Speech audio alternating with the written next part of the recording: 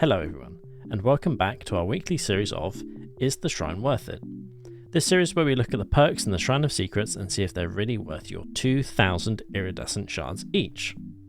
This week we have perks from the Houndmaster and Tori. Those perks are Scourge Hook, Jagged Compass, No Quarter, Invocation, Treacherous Crows, and Clean Break. Let's have a look at the Survivor perks. Our first perk is Invocation, Treacherous Crows.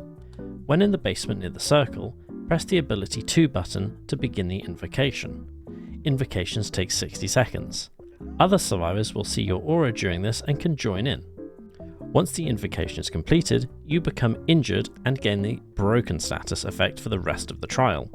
When a survivor is in the terror radius and the killer scares a crow, their aura is revealed to all survivors for 2 seconds. This is what it looks like in game.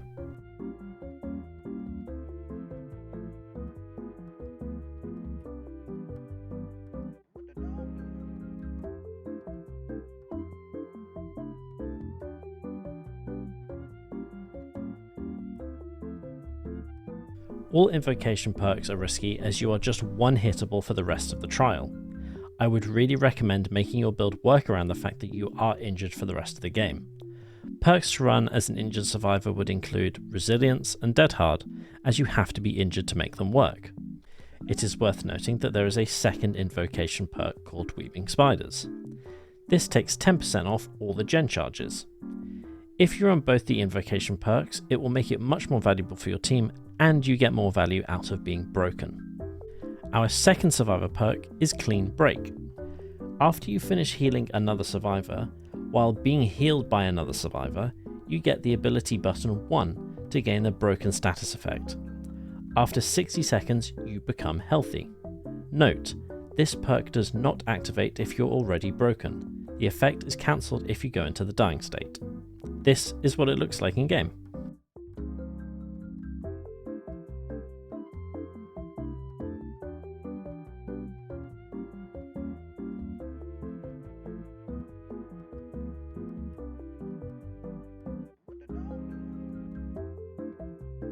Clean Break is quite risky to run.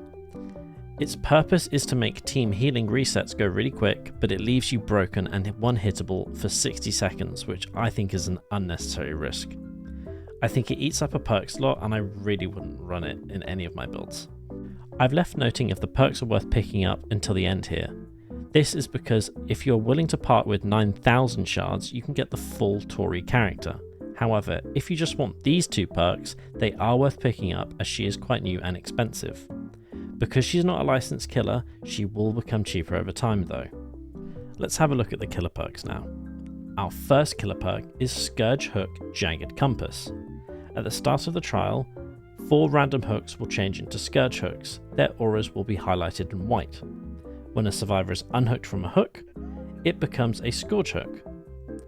When you hook a survivor on a Scourge Hook, the aura of the generator with the most progress is revealed to you in yellow for 10 seconds. This is what it looks like in game.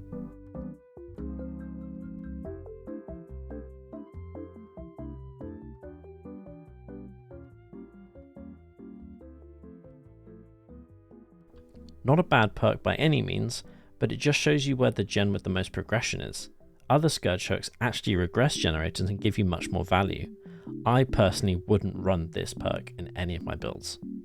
Our second killer perk is No Quarter. When a survivor reaches 75% healing progression while self-healing, they are faced with continuous skill checks. If one of these skill checks is missed or the heal is interrupted, the survivor suffers the broken status for 30 seconds. This is what it looks like in game.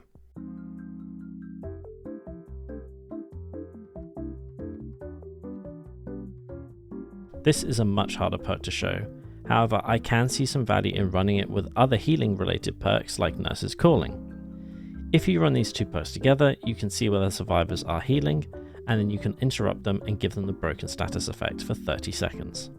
Again, like Tori, these perks from Houndmaster are worth picking up if you don't want to buy the full character. However, with a killer, you get a whole other playstyle, so I would say it's really worth picking her up for the full 9,000 shards. Usually we have a recap after the end of the showcases, however, This week, it's just a decision whether you want to spend 9,000 of your iridescent shards on a killer or a survivor, or if you want to spend 4,000 shards on each of those characters for 2 of their perks. Thanks again for watching this week, and I'll see you next week for another set of perks. Bye!